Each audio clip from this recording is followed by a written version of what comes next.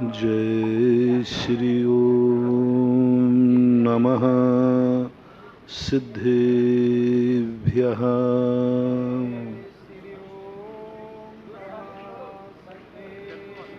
सर्वमंगल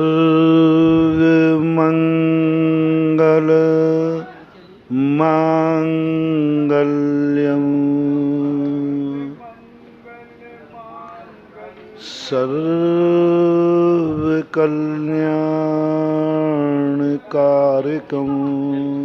प्रधानं सर्वधर्माणां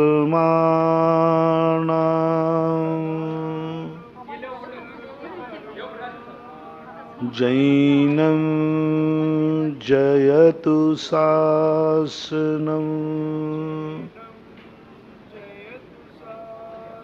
जैनं जयतु शासनं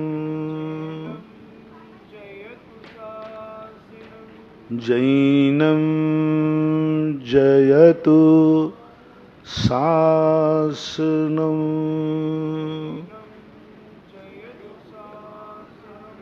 पंच परमेष्टि भगवान की जय हो। आचार्य श्री गुरुवर कुंद कुंद महाराज की जय हो। आचार्य श्री गुरुवर विद्यासागर महाराज की जय हो। निर्यापक श्रवण मुनि पुंगो 108 श्री सुधा सागर जी महाराज की जय हो। समस्त मुनि संघ की जय हो। सुपर भेद विज्ञान की जो चर्चा जैन आगम में मिलती है, जब तक व्यक्ति सुपर भेद विज्ञान नहीं कर पाएगा तब तक व्यक्ति का कभी भी कितना भी वो चारित्र का पालन कर ले, मुनि बन जाए, कितने भी दान दे दे, पूजाएं कर ले, मंदिर बना दे, कितने भी वह परिणामों को निर्मल कर ले, परम शुक्लेश्या को भी प्राप्त हो जाए। शुक्लेश्या बहुत बड़ी चीज कहलाती। समस्त पापों को छोड़कर के मुनि दशा को प्राप्त हो जाए, सारे 6 खंड का राज दान दे देवे, लाखों मंदिर बना देवे,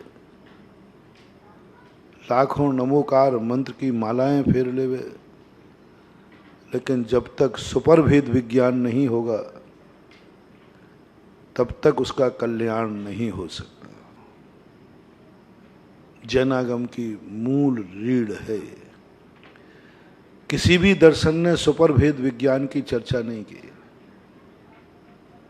बहुत बड़े बड़े फिलॉसफर रहे, दार्शनिक रहे, बहुत बड़े बड़े संप्रदाय हैं, बहुत बड़ी बड़ी तपस्याओं का वर्णन करने का भी उल्लेख मिलता है। घोर घोर तपस्वी भी देखने में आए, लेकिन सुपर भेद विज्ञान की चर्चा मात्र जैनागम में मिलती है। आपा पर का भेद। और जब तक हम स्वयं को और पर को नहीं समझेंगे,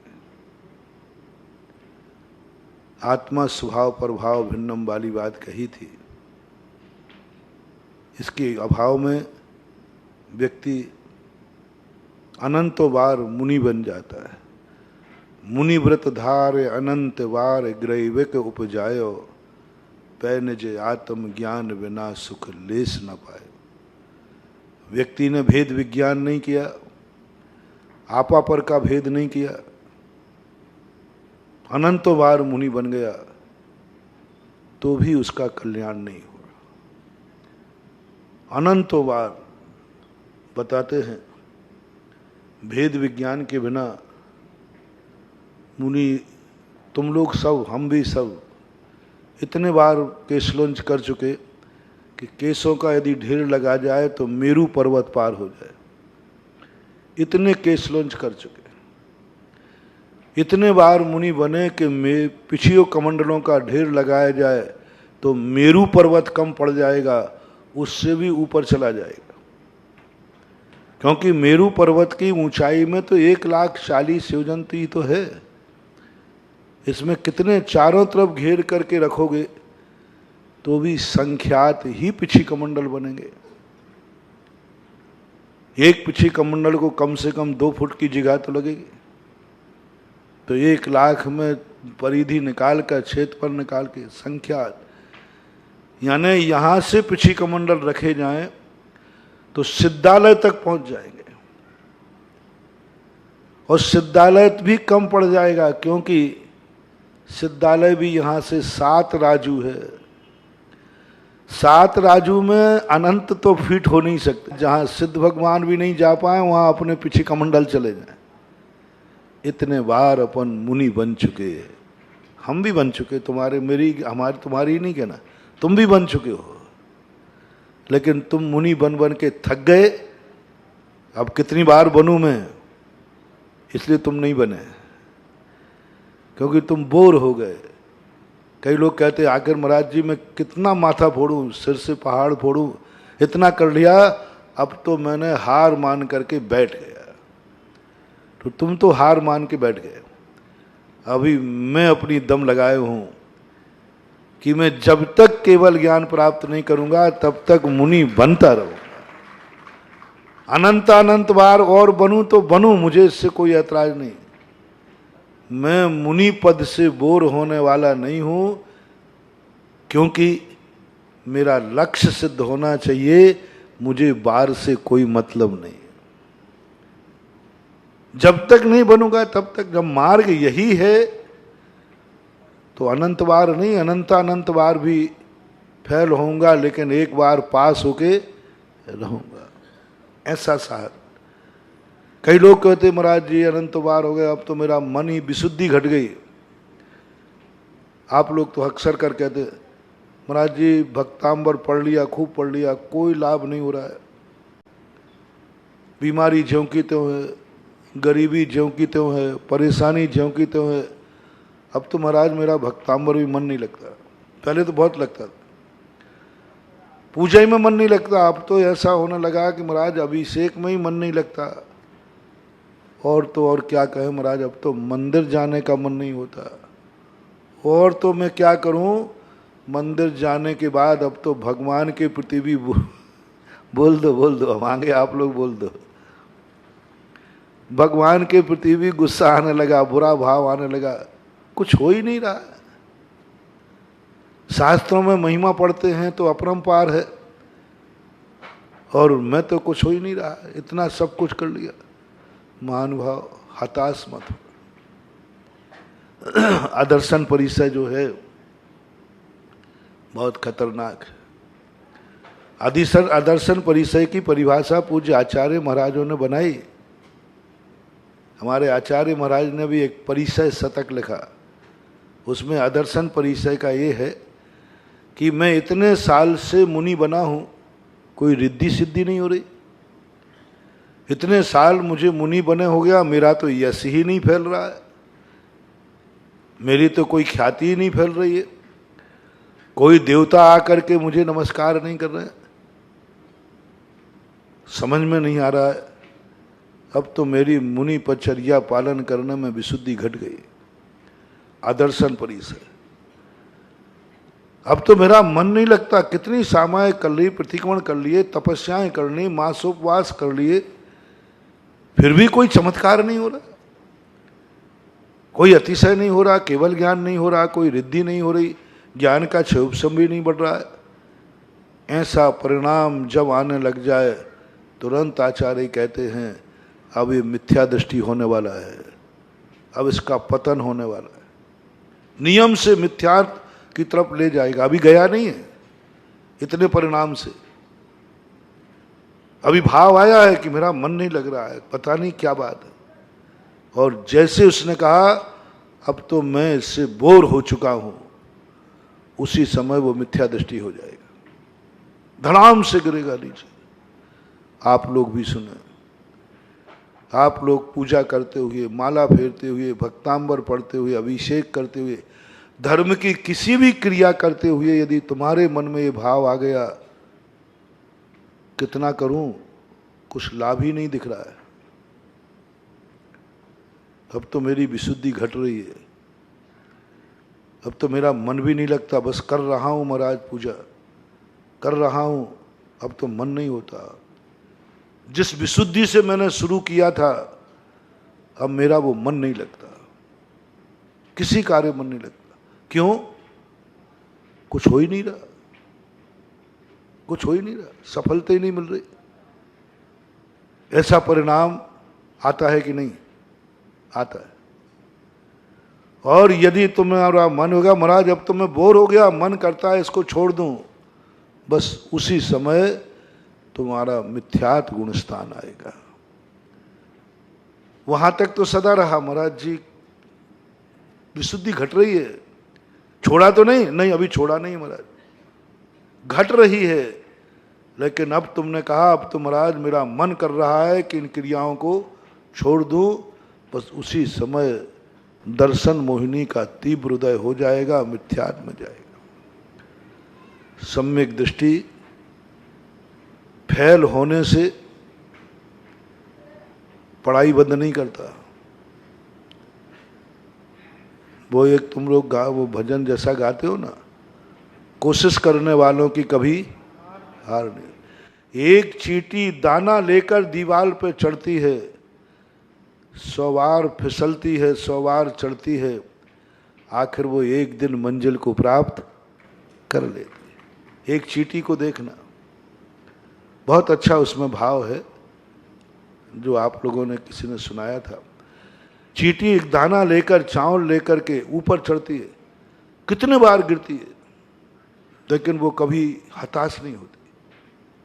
कभी चींटी एक ऐसी चीज है जो इससे बहुत शिक्षा ली जा सकती। पहली बात तो अपने वजन से 10 गुना वजन का है चावल। वजन कितना है? 10 गुना। आप चींटी का तौलना और एक चावल को तौलना, 10 गुना निकलेगा चावल। उतने वजन को लेकर के और वो चींटी और गिरती है, बार बार गिरती है, कई बार तो ऊपर से ही गिर जाती है पहुंचते पहुंचते, तो भी फिर वो पुरुषार्थ करती है, अंत में एक दिन पा लेती है। वो हताश नहीं होती, बल्कि दूसरी बार उसका जोश और बढ़ता है, और जोश बढ़ता है, तीसरी बार में और जोश बढ़ता है, यानी उसके जोश में कमी नहीं आती। प्रति क्षण जितने बार गिरती है उतने बार जोश आता है, वो प्रेस्टेज बना लेती है। अच्छा मैं गिर गई, अब मैं चढ़ के दिखाऊंगी, प्रेस्टेज है। बस ऐसा ही प्रेस्टेज आप लोग जैसे कसायों में बनाते हो, संसार के कार्यों में बनाते हो। उसने मुझे रोका है, अब मैं जाके दिखाऊंगा, अब मैं करके दिखाऊंगा, ऐसे याद है।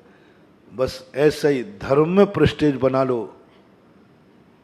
मैंने भक्तांबर पढ़ा और कुछ हुआ नहीं,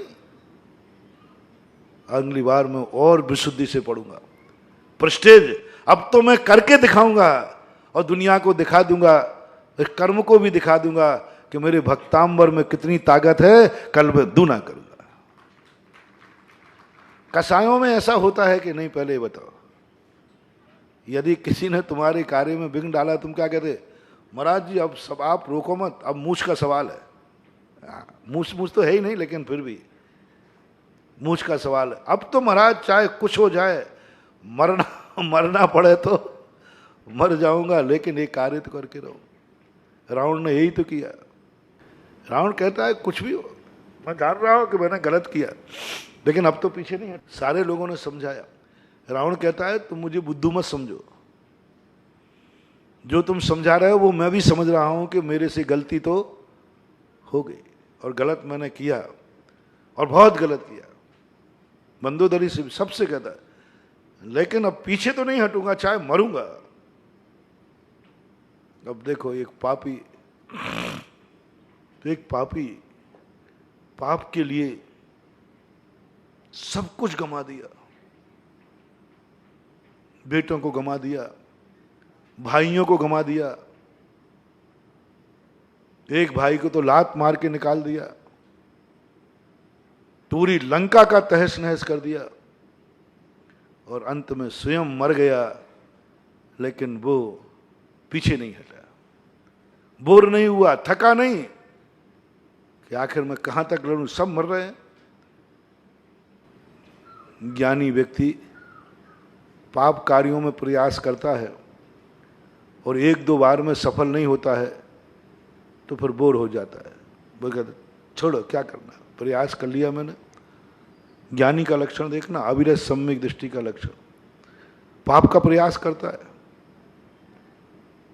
उसके पाप के भाव होते हैं, मारने के भी भाव होते, झूठ के भी भाव, सब पाप के भाव होते, अविरति है ना। लेकिन वो थोड़ा बहुत सिर मारता है, थोड़ा बहुत प्रयास करता है, एक दो बार में सफल नहीं होता तो बोर हो जाता है। बोले कहाँ तक करें, पाप करो और मेहनत करो, बेफालतू इतना षड्यंत्र रच लिया, वो बोर हो जाएगा। सम्यक दृष्टि की पहचान है कि वो पाप का त्याग नहीं करता, पाप से बहुत जल्दी बोर हो जाता है। विषय विष पकवान जैसे लगने लग जाते, बोर होता है, छोड़ा कुछ भी नहीं, छोड़ता कुछ भी नहीं, बस बोर हो जाता है। सोचा करता हूं भोगों से बुझ जावेगी इच्छा ज्वाला, परिणाम निकलता है लेकिन मानो पावक में। बस ये परिणाम है अविरत सम्यक दृष्टि। ये चिंतन है उसका, मुनि का लक्षण नहीं है, ये गृहस्थ का लक्षण है। कण कण को जी भर भर देखा मृग तृष्णा के पीछे, मुझको न मिली, मैंने क्या नहीं किया लेकिन कुछ मजा नहीं आया। कण कण को जी भर भर देखा मृग सम मृग तृष्णा के पीछे, मुझको न मिली। पाप करेगा लेकिन बोर हो जाएगा, थक जाएगा, रुचि नहीं रहेगी। संसार सागर में उसके मन में ये भाव आ जाएगा, आखिर महाराज कितना अन्न में परिणाम करता है, आखिर कितना, वही वही कितनी बार, वही वही कितनी बार, क्षेत्र और काल और भाव के यही यही क्रियाएं कितनी बार, कभी अंत आएगा इसका कि नहीं, कभी अंत आएगा कि नहीं। और फिर आचार्य महाराज की वो पंक्तियां, जब ऐसा परिणाम जाता है, वहीं वहीं कितनी बार, वही क्षेत्र, वही काल, वही भव, वही पर्याय, पंच परावर्तनों को पढ़ते पढ़ते व्यक्ति रो पड़ता है। काल परावर्तन पढ़ते करते कहता है वही काल, वही 12 बजे थे कल, 12 घंटे के बाद फिर वही घड़ी,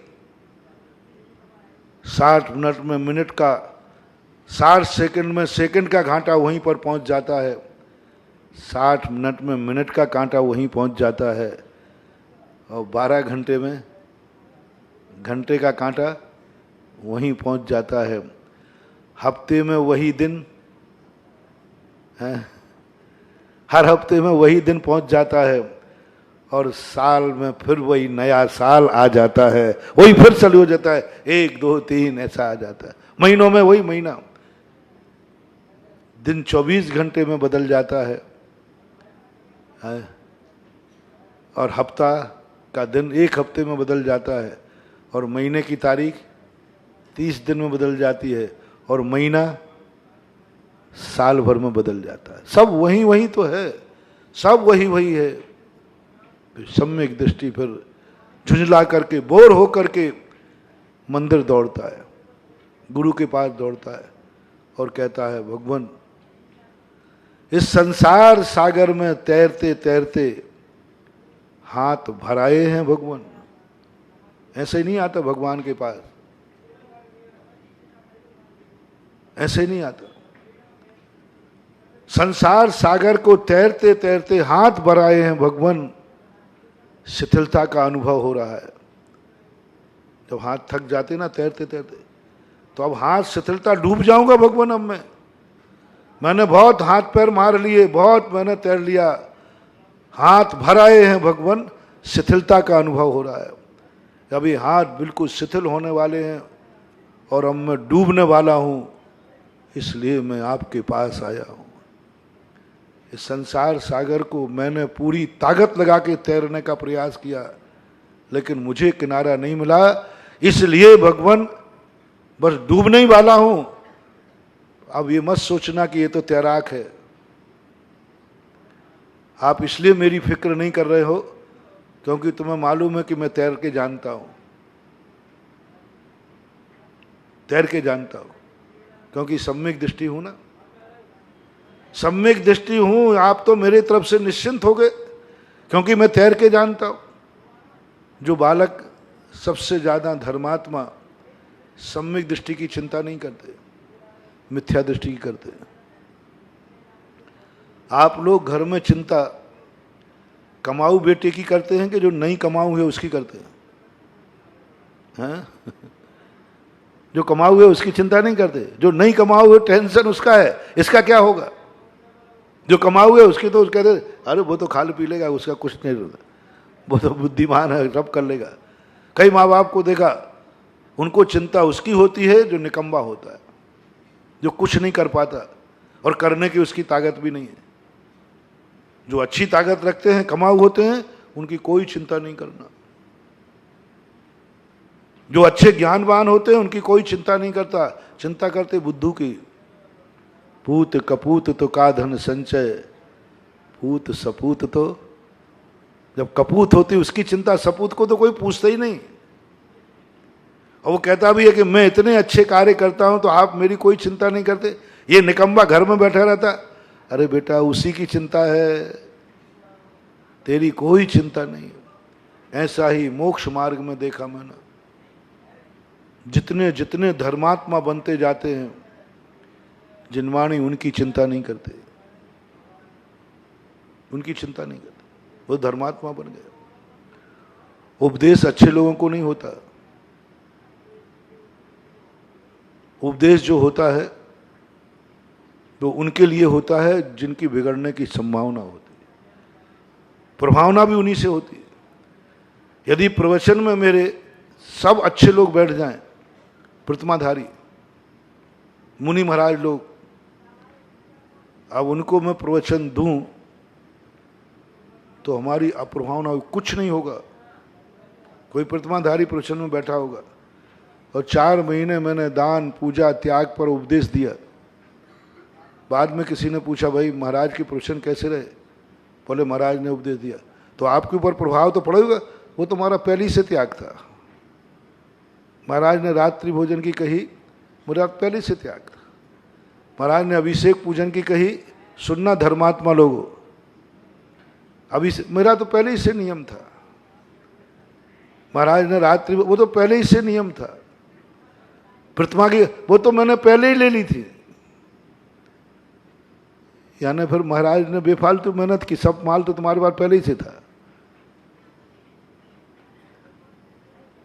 कोई ज्यादा प्रभावना नहीं हुई। और एक व्यक्ति पापी था, व्यसनी था, रात सब कुछ करता था, वो प्रवचन सुनने आ गया। अब होगी हमारा नाम की बड़वारी, अब होगी बाहे वाह, अब चारों तरफ जय जयकार फैलेगी। जब वो किसी को मिलेगा, गजब हो गया भैया, गजब हो गया। महाराज जी के प्रवचनों का बड़ा चमत्कार है।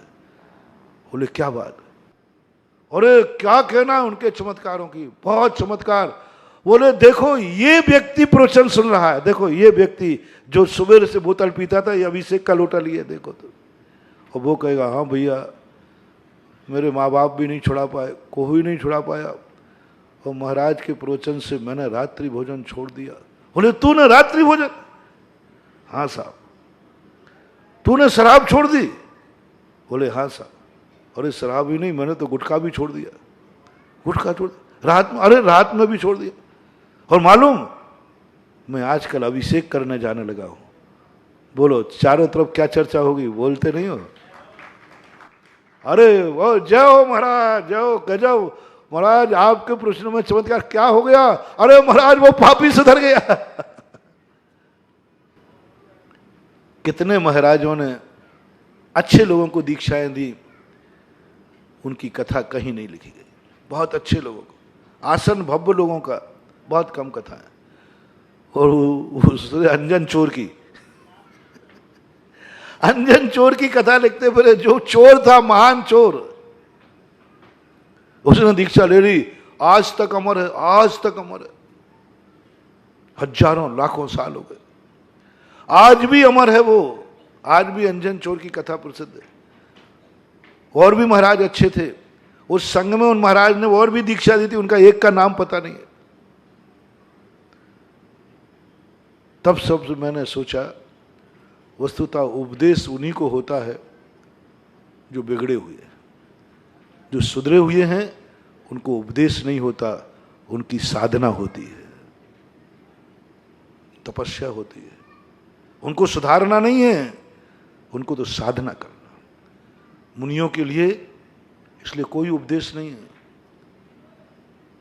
आचार्य मुनियों को उपदेश नहीं देते, साधना करो, तपस्या करो, ये छोड़ना वो तो सब तुम छोड़ चुके। मुनियों को आप क्या छोड़ाओगे बताओ? क्या रह गए आप छोड़ने को? बता दो, कौन सी चीज रह गई वो छोड़ा दो भाई, और बता दो। मुनि दीक्षा हो गई किसी की, अब मुनि दीक्षा के बाद छुड़ाने लायक क्या रहा? कुछ नहीं रहा। कपड़े भी छोड़ दिए, सब छोड़ दिया।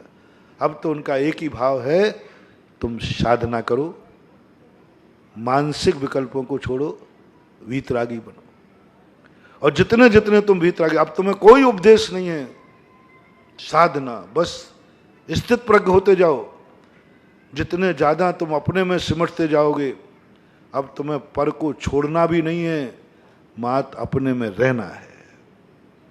छोड़ तो तुम सब चुके हो, अब तो अपने में रह जाओ, अप्पा अप्पा में रहो। लेकिन जो पापी हैं, बिगड़े हैं, उनको उपदेश दिया जाता है। सम्यक दृष्टि को नहीं, मिथ्या दृष्टि को उपदेश दिया गया। सम्यक दृष्टि से तो कह दिया गया,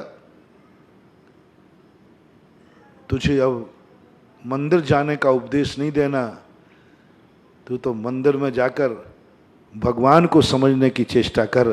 तू तो मंदिर आ चुका, तू तो आएगा। लेकिन वो मिथ्या दृष्टि जो है उसको लाना है, उसको लाना है। वो मंदिर तक आ जाए, वो धर्म को समझने लग जाए, उसके मन में भाव। सारे के सारे देशना लब्धि सम्यक दृष्टि को नहीं कही गई, देशना कही गई। देशना लब्धि सम्यक दृष्टि को होती है कि मिथ्या दृष्टि को? मिथ्या दृष्टि को। देशना लब्धि सम्यक दृष्टि को नहीं होती। वो तो देशना सुनता तो है, लेकिन लब्धि नहीं। लब्धि तो वो हो चुका, प्राप्त कर चुका, वो तो पास हो चुका। देशना लब्धि जो है मिथ्या दृष्टि के लिए कही गई, सम्यक दृष्टि के लिए कहीं भी देशना लब्धि नहीं लिखा, देशना लिखी है। और देशना लब्धि की प्राप्ति मिथ्या दृष्टि को करना है। इसलिए सबसे ज्यादा आप लोगों को विचार करना है, क्योंकि आप लोगों की स्थिति ऐसी है कि आपके मन में वो पापी जीव बोर नहीं हो रहा है, वो पापी जीव प्रेस्टेज बना रहा है। एक पापी पाप में फैल होते ही वो पाप को छोड़ देता है या प्रेस्टेज बनाता है। एक गुंडा किसी को मारने में फैल हो जाए तो वो बोर होके छोड़ देता है।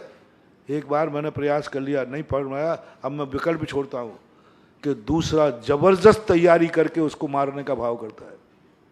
हर पापी की देखना, जो पापी पाप में फैल होते हैं वे पाप को छोड़ते नहीं है, बोर नहीं होते। और सम्यक दृष्टि मिथ्या दृष्टि की पहचान सुन लेना। जैसे ही तुमने पाप का प्रयास किया और सफल नहीं हुए, अब आपको उस पाप के प्रति कैसा भाव आ रहा है? सफल की बात नहीं कर रहा हूं। दो प्रकार के सम्यक दृष्टि बनाऊंगा अभी। दो प्रकार के गृहस्थ हैं अभी, एक अविरत सम्यक दृष्टि और एक देश दृष्टि।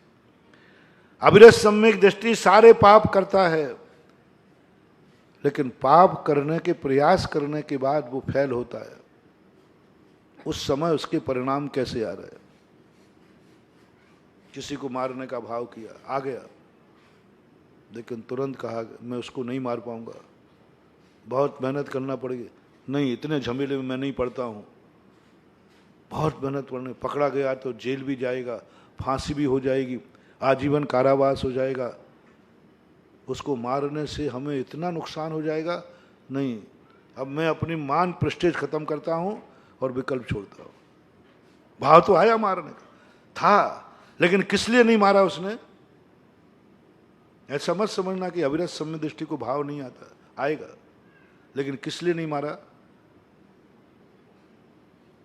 कि पहली बात तो मैं उसको मार ही नहीं पाऊंगा, वो बलवान है, शक्तिमान है। दूसरी बात, हो सकता है मैं मारने जाऊं वो शक्तिमान मुझे मार देगा, और यदि मैंने मार भी दिया तो पकड़ा भी जाऊंगा, क्योंकि मेरे में इतनी कुशलता नहीं है, मैं आदतन अपराधी नहीं हूं।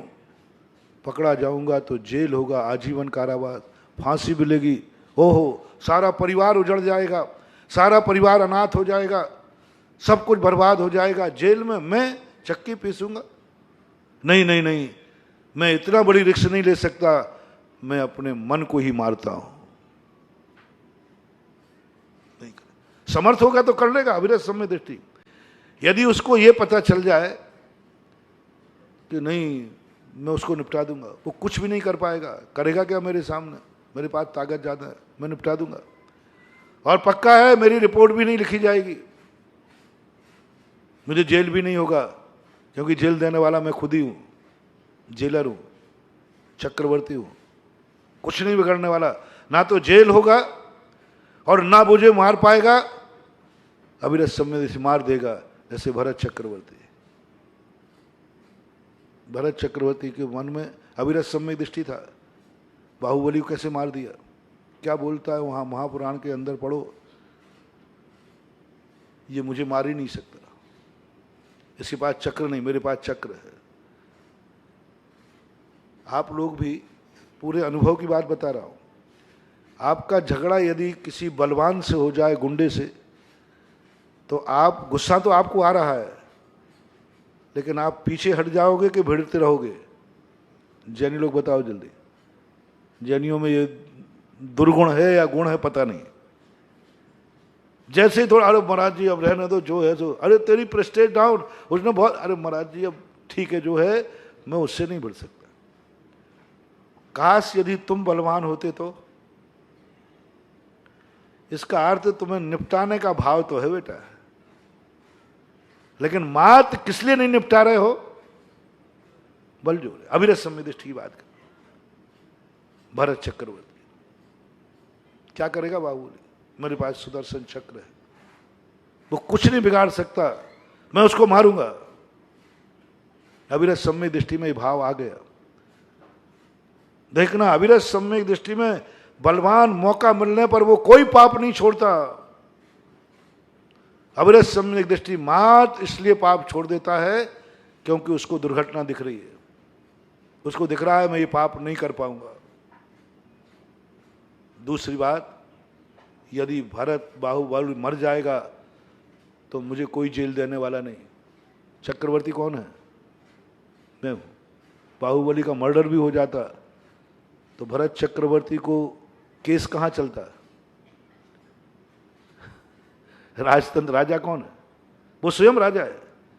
कौन जेल देगा मुझे? कौन फांसी पर लटकाएगा? दूसरे को कोई मारे तो राजा न्याय करे, मैं तो खुद ही राजा हूं, कौन क्या कर लेगा? बस चला दिया करो। अविरत सम्यक दृष्टि ने, बहुत सूक्ष्म बात को समझना, अविरत सम्यक दृष्टि कहां तक उतर सकता है। एक भी पाप ऐसा नहीं जो अविरत सम्यक दृष्टि नहीं करे। करने का भाव भी आएगा, करेगा भी।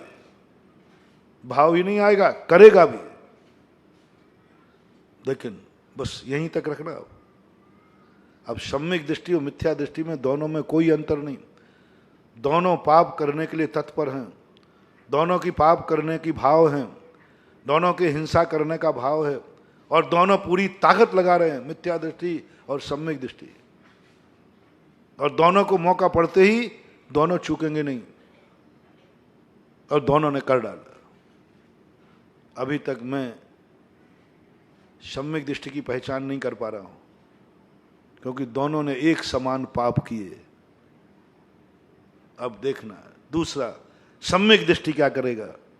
पूरी ताकत लगाई पाप करने की, लेकिन सुदर्शन चक्र नहीं चला, फेंक तो दिया, लेकिन वो क्या किया? चक्र ने परिक्रमा लगा करके वापस आ गया। अब दूसरी बार चक्रवर्ती सिलेंडर हो गया, शांत हो गया कि प्रेस्टेज बनाई। बस यहाँ है पहचान तुम्हारी, सावधान। जब वो फेल हो गया उस कार्य में, उस पाप करने में फेल हो गया, तो उसने प्रेस्टेज बनाई कि नहीं, मैं अब तो प्रेस्टेज का सवाल है। चक्र चल आ गया, दोबारा फेंक देता, दोबारा कुछ कर लेता। अब प्लान, अब प्रेस्टेज नहीं बनाई, तैस नहीं आया, मूछ का बाल नहीं बनाया, बस तुरंत उन्होंने कहा नहीं, प्रयास कर लिया, अब मैं विकल्प खत्म करता हूं। विफल होने के बाद, किसी भी पाप में विफल होने के बाद, आप अपनी छाती पे हाथ रख के पूछिए, अब तुम्हारा उस कार्य करने में जोश बढ़ रहा है या घट रहा है? पीछे हट रहे हो या आगे बढ़ने की प्लानिंग कर रहे हो? बहुत तेजी के साथ आप नई प्लानिंग कर रहे हो। यदि दोबारा एक बार का माफ कर रहा हूं, बहुत बड़ी बात कह रहा हूं, कई लोग इसका अन्यथा भी ले सकते हैं। महाराज सम्यक दृष्टि को हर पाप करने की छूट दे रहे हैं। मैंने तो पुराणों में पढ़े, सम्यक दृष्टियों ने खूब किए पाप, लेकिन फिर भी सम्यक दृष्टि क्यों रहे? मैं भी पहले चिंतित रहता, ऐसे ऐसे पापी, ऐसे ऐसे अनर्थ करने वाले, काहे के सम्यक दृष्टि? भाई की हत्या करने वाले, इससे तो अच्छे हमारे श्रावक अच्छे हैं, आज तक लड़ते भिड़ते हैं, लेकिन कभी इतने नहीं लड़ते कि भाई भाई को मार डाले। जैनियों में, वो बिजोलिया वालों, बिजोलिया में भाई भाई में थोड़े बहुत झगड़ा होते, नोक झोंक होती है कि नहीं संपत्ति को लेकर? थोड़ा हाँ तो बोल दो, देखो होती है, गड़बड़ मत करना, होती है। लेकिन किसी भाई ने भाई का मर्डर किया हो धन दौलत के लिए, ऐसा कोई बिजोलिया में, जबलपुर में, ललितपुर में, आलोक, ओ लालो हुआ, सायपुरा भटोनी में, बेगमगंज में लो, नहीं हुआ कहीं नहीं, बहुत कम, एक आध कोई अपवाद छोड़ देना।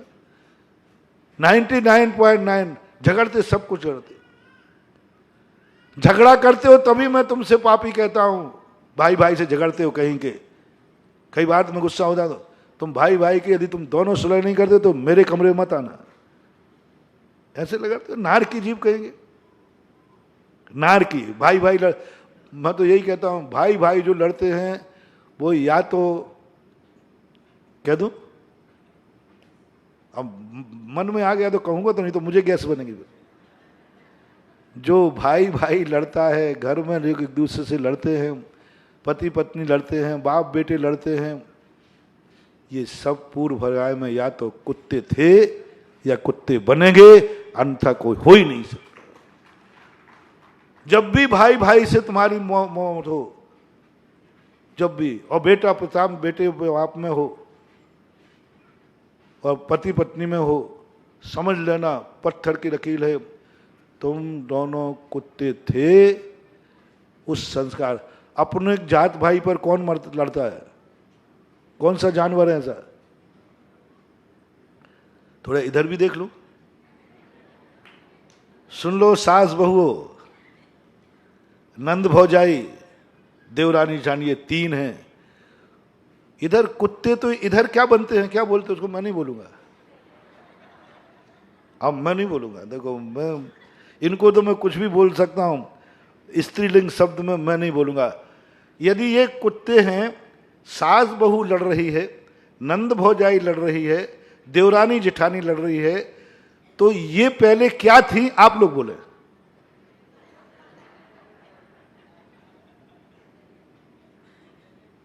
जब ये भाई भाई लड़ रहे हैं, बाप बेटे लड़ रहे हैं, सब जात भाई लड़ रहे हो, तो ये कुत्ते हैं। तो ये अपने आप लगा लो, मेरा मुंह खराब क्यों करती हो? सावधान, सास बहू लड़ रहे, देवरानी जेठानी लड़ रही, ये क्या है सब? थोड़ी औकात देखो। कुत्ते जाति से या तो आए हो या फिर आगे जाने की तैयारी कर रहे हो, प्रैक्टिस चालू है। अब जो भाई भाइयों में जिनमें झगड़ा हो, भाई अपना भविष्य सुने, और बहू और सासू में, देवरानी जेठानी में जिन में झगड़ा हो, वो अपना भविष्य सुने। और आज जो घोषित होगा वो सब सही निकलेगा, क्योंकि आज शनिवारी नौमी है। नौमी चौथ चतुर्दशी पड़े शनिचर बार, एक काम के साधते सदे अनेकों काज। आज जो कुछ घोषित होगा वो सब सही निकलेगा, फरमान जारी है। बस इतनी छूट दे रहा हूं प्रवचन के बाद तक कि जो अभी तक झगड़ा हुआ हो यहीं बैठे बैठे कर लो। महाराज प्रवचन छोड़ने के बाद मुझे कुत्ता मत बनाना, मैं थोड़ी बना रहा हूं। कई लोग कहते महाराज कुत्ता बना दिया। अरे भाई मैंने नहीं बनाया, मैंने तो बताया है, मैंने तो बताया है। बस महाराज अभी यहीं गिलानी करो जो सुन रहे हैं। बस महाराज बस अब प्रवचन खत्म होते ही मैं अपने भाई से जाके जय जिनेंद्र करूंगा, मैं पापा के पैर छूंगा, मैं अपने जात भाई से क्षमा मांगूंगा। गुरु का उपदेश होने के बाद सुधर गए तो फिर भी बच जाओगे, और सुनने के बाद नहीं सुधरे तो फिर बेटा गर्क है, मर जाओगे। नेमीचंद महाराज ने कहा, जब तक हमें मालूम नहीं था कि इतनी छोटी सी कसाय का परिणाम इतना भयंकर है, तब तक तुम कसाय करते रहे। अभी तुम्हें कुत्ते नाम कर्म का बंद नहीं हुआ, लेकिन अब तो तुमने गुरु ने बता दिया है, अब तो बस मन में तो यहीं से कर लो, और प्रवचन के बाद तुरंत मोबाइल से बाहर के हो यहाँ के हो तुरंत जय जिनेंद्र कर लेना। भैया मुझे आज भाई भाई बने हैं, कल अपन दोनों कुत्ते बनेंगे। आज बाप बेटे बने हैं, कल कुत्ते बनेंगे। आज हम एक जात में जन्मे हैं, कल कुत्ते बनेंगे। ऐसे ही आप लोग, आज हम सासु बहू बने हैं, कल स्वान जाति में जाएंगे। आज हम देवरानी जिठानी बने, कल स्वान बनेंगे, कुत्ता बनेंगे, कुत्ती बनेंगे। क्या है, लड़ते समय, अपनों से लड़ते समय थोड़ा सा सोच लिया करो, अपनों से लड़ते। जब मैं ऐसा कोई टाइट प्रवचन देता हूं तब मेरे प्रवचन में कई लोग सुनकर भरे रहते, महाराज जी को प्रवचन खत्म होने तो फिर बताऊंगा मैं। हम भाई भाई के लड़ने पे महाराज ने कुत्ता बना दिया। अब महाराज जी को प्रवचन में तो बोलता नहीं हूं, और एक दो बार मेरे कमरे में आ गए लोग, बोले महाराज जी हम लोग तो थोड़े बहुत लड़ गए, थोड़े बहुत कहानी कर ली, धन दौलत का, तो आपने कुत्ता बना दिया। आपके भरत चक्रवर्ती हो बाहुबली, वो क्या बने मर करके। और मैंने कहा इन्होंने तो, आज का छोकरा बहुत बहुत बहुत आगे की खोपड़ी है, माइंडेड है बहुत। हम लोग तो मार थोड़े से धन दौलत पे लड़े, तो आपने कुत्ता बना दिया कि कुत्ता बनोगे। भरत बाहुबली लड़े थे कि नहीं, पहले ये बताओ महाराज। लड़े थे, और वो तो ऐसे लड़े थे कि हम लोगों में तो कम से कम बातों ही में हुई, उनमें तो हाथापाई हुई थी, कुश्ती लड़े थे महाराज वो, और चक्कर चला दिया था। वो कहां गए ये बता दो। अब भैया अब बताओ मैं क्या जवाब दूं। महाराज जी थोड़ा होश में बोला करो, आपको माइक क्या मिल गया। हम आप तो जो चाहे बोल देते हो, थोड़ा आगे पीछे छोड़ा करो। थोड़ा प्रवचन देने के पहले स्वाध्याय करके आया करो, थोड़ा शास्त्रों को पढ़ा करो। ये कहानी आपको, आपके खुद बड़े बड़े तीर्थंकर के बेटे, हम लोग तो साधारण के बाप के बेटे, तीर्थंकर के बेटे तद्भव मोक्षगामी कितने लड़ाई कर रहे हैं एक पोदनपुर नगरिया के लिए, धन दौलत के लिए। तो हम कौन सा पाप कर रहे हैं जब वे इतने लड़ करके मोक्ष जा सकते हैं, तो हमारा भी मोक्ष बंद नहीं होगा। आप तो कह देते। अब बताओ, अब मेरे पास क्या जवाब है। एक पिता ने कहा बेटा देख तू पढ़, जब नेहरू जी तेरी उम्र के थे तो क्लास में कैप्टन बनते थे, कैप्टन फर्स्ट क्लास आते थे। बोले पापा बिल्कुल ये बात तो मुझे पता नहीं थी, नेहरू जी कैप्टन बनते थे। हाँ फर्स्ट क्लास आते थे, अच्छे नंबर लाते थे जब तेरी उम्र के थे वो। तो कहते पापा पापा ये बात तो आपने नहीं बनाई, लेकिन मुझे भी एक बात मालूम है, जब नेहरू जी आपकी उम्र के हो गए थे तो प्रधानमंत्री बन गए थे, आप तो पार्षद भी नहीं बने। आपकी उम्र में वो प्रधानमंत्री बन गए थे पापा, और आप क्या बन पाए ये बताओ। अब ऐसे छोकरे के लिए अब क्या जवाब देवे बोलो ना, कोई जवाब। आजकल के तुम लोग भी ऐसे ही हो, आज्ञाग्राही नहीं। अभी शास्त्र में आया था मूलाचार में कि अजितनाथ भगवान और पार्श्वनाथ भगवान के बीच के शिष्य ज्यादा बुद्धि नहीं लगाते थे। बस गुरु ने कहा लड़ना मत जी, बस एक काम नहीं करना, ये करना बस। वो सोचते ही नहीं थे कि पहले कोई लड़ा था कि नहीं लड़ा था, ये महाराज ऐसा क्यों बोल रहे हैं, कुछ नहीं सोच, बस टेक टू ऑर्डर, बस कुछ नहीं देखना। 22 तीर्थंकरों के शिष्य और ऋषभदेव और महावीर स्वामी के, ऋषभदेव के व्यक्ति मंद बुद्धि थे, उनको समझ में धुन के पक्के थे, मना भी कर रहे लड़ो मत, लेकिन वो लड़ेंगे, तो उनको समझ में ही नहीं आती बात। और ये महावीर स्वामी के वंश जो शिष्य है, इनका तो गजब। महावीर स्वामी के जो बाद के जो शिष्य हैं, भक्त हैं, ये उसी बेटे के समान है जो बाप से कहते आपकी उम्र में प्रधानमंत्री बन गए थे। आप मुझे उलाहना दे रहे हो, जैसा बाप है वैसे ही तो बेटा होगा।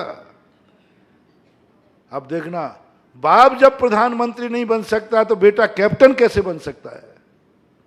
ये तो गलती आपकी है। आप प्रधानमंत्री बन गए होते अभी तक तो हम क्लास में भी। अब ऐसे बेटे को कोई नहीं सुधार सकता, कोई नहीं सुधार सकता। एक बार एक बेटे को पिताजी समझा रहे थे, बेटा वो क्या है, दूसरों की गलतियां देखता था। देखो बेटा, दूसरों की गलतियां मत देखो, अच्छाइयां देखा करो। अच्छे लड़कों की, अच्छे व्यक्ति का लक्षण है जो किसी में बुराई नहीं देखता है। अच्छे लड़कों में अच्छे बच्चे बनो, अच्छे व्यक्ति बनो। उनका जी पापा, देखो किसी में दोष मत देखो, अच्छाई देखो। जी पापा, सब में जी कहता गया। बस जब उनका प्रवचन खत्म हुआ, उनका उपदेश खत्म हुआ, दूसरे दिन वो सिगरेट पीते हुए पापा के सामने आ गया। बोले क्या कर रहा है?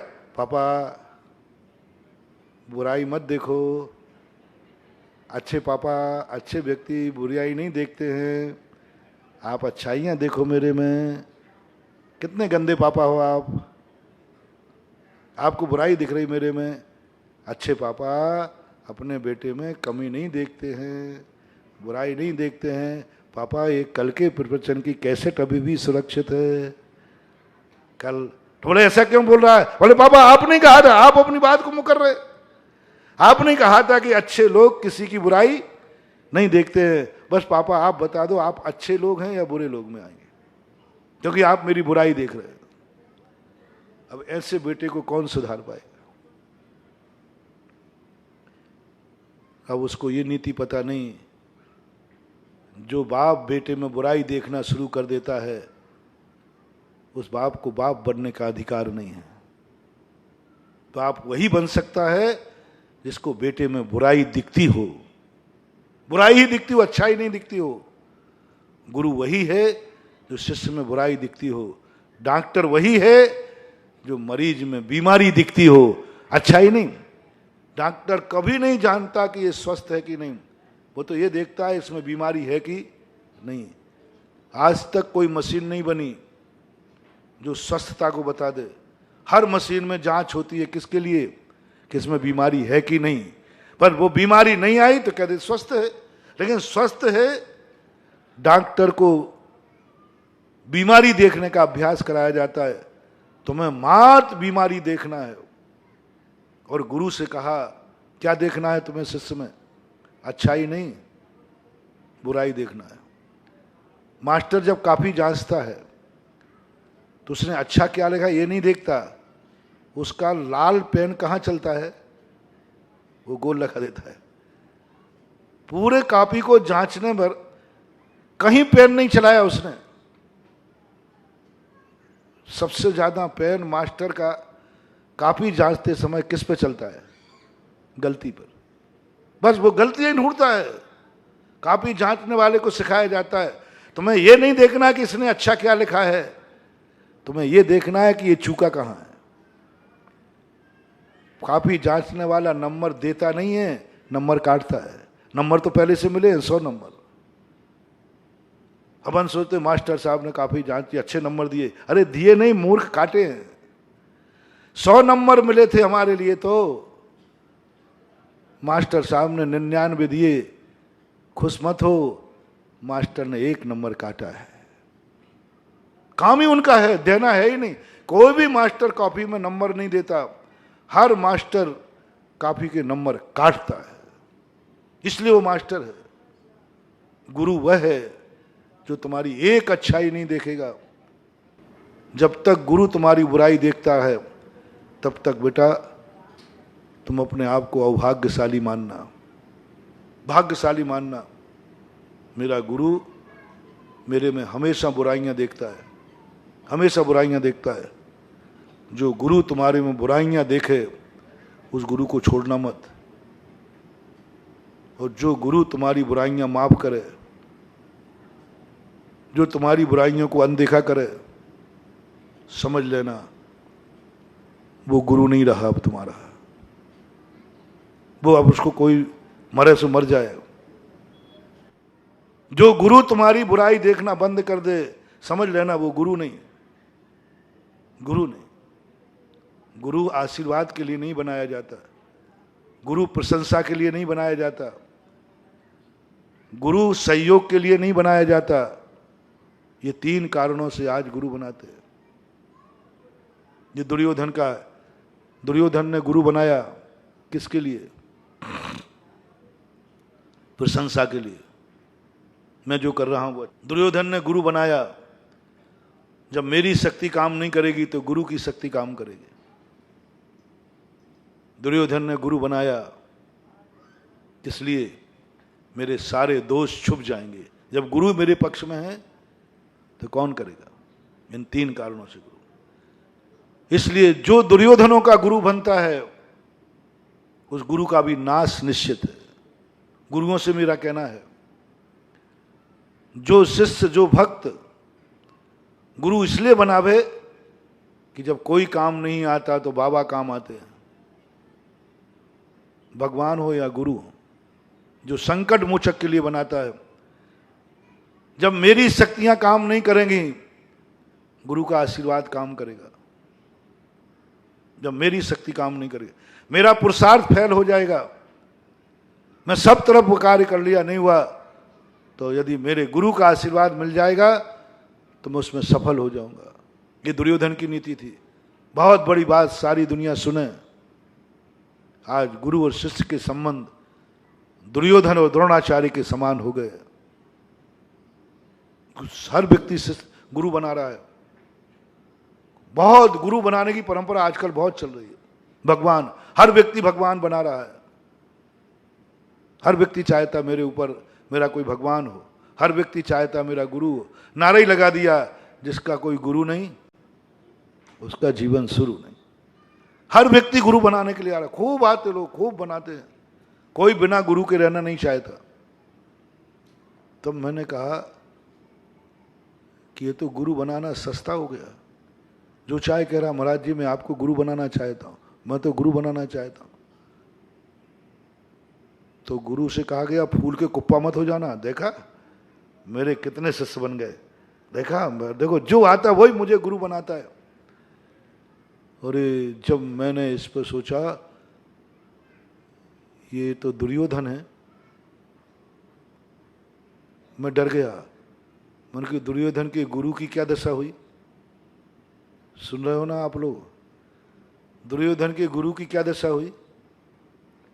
और क्या गुरु दुर्योधन को डांटते थे कि दुर्योधन गुरु को फटकार लगाता था? थोड़ा ही सा गुरु शिथिल हुए युद्ध में, दुर्योधन क्या फटकार लगाता था। द्रोणाचार्य, गुरुदेव क्या कर रहे हो, किसका खाया है? ओ क्या फटकार लगाता था। महाभारत उठा के पढ़ो, गजब की।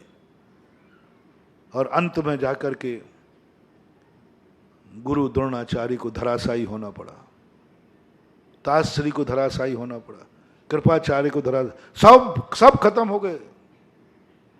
क्यों? दुर्योधन ने कहा मैंने बनाई इसलिए था, इनको फोकट में खिला रहा था क्या? इनको फोकट में आहार दे रहा था क्या? काय के लिए दे रहा था? काय को इनको पाल रहा था? इसी के लिए पाल रहा था कि कभी मेरे काम आएंगे, मेरे पुण्यहीन हो जाएगा, तब गुरुदेव काम आएंगे।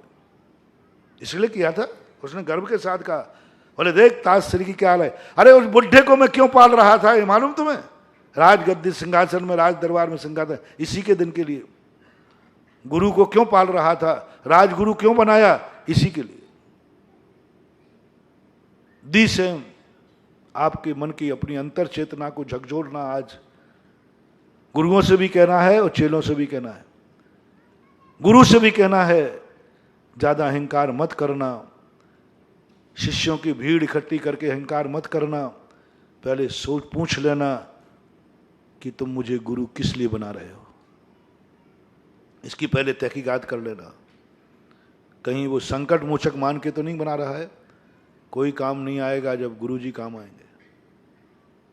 कहीं वो इसलिए गुरु तो नहीं बना रहा है कि मेरे दोष छिप जाएंगे, मेरे अवगुण छुप जाएंगे।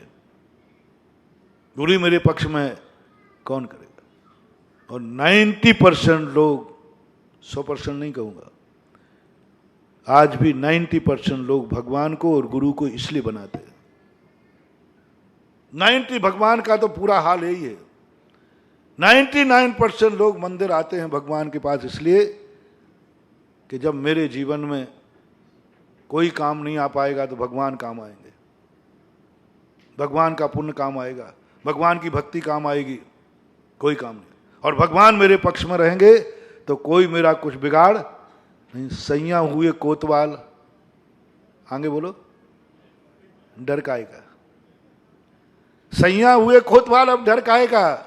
जब भगवान ही मेरे पक्ष में है तो अब डर काएगा, जब गुरु ही मेरे पक्ष में है तो अब डर काएगा। बस वही नीति। जैसे एक बालक, पिता यदि बड़े ऑफिसर बन जाए तो बेटा बिगड़ जाता है, गुंडागिरी। अरे क्या कर लेगा, मेरे बाप आईजी हैं, मेरे बाप डीआईजी हैं, मेरे बाप एसपी हैं। 2 बेटे हो, एक बेटा कहेगा, अब उसका आतंक बढ़ जाएगा, आतंक बढ़ जाएगा उसका, क्योंकि उसके पिता है। और ज्ञानी होगा, नहीं अब मैं आतंक नहीं करूंगा क्योंकि मेरे पापा आईजी हैं, अब नहीं करूंगा, अब नहीं करूंगा। ज्यादातर लोग अपने पिता के बड़े पद पर पहुंचने पर बिगड़ेंगे या सुधरेंगे? संख्या ज्यादा किसकी होगी? बिगड़ने वाले, अहंकार की। कोई से बात चलने का रोप बदल जाएगा, और थोड़ी बात मालूम नहीं मेरे बाप एसपी है, मेरा बाप कलेक्टर है, रोप बढ़ जाएगा। बस यही विनाश का समय है, यही विनाश का समय है। मेरे पक्ष में मैंने गुरु को, रावण को क्या अहंकार था, कौन क्या कर लेगा?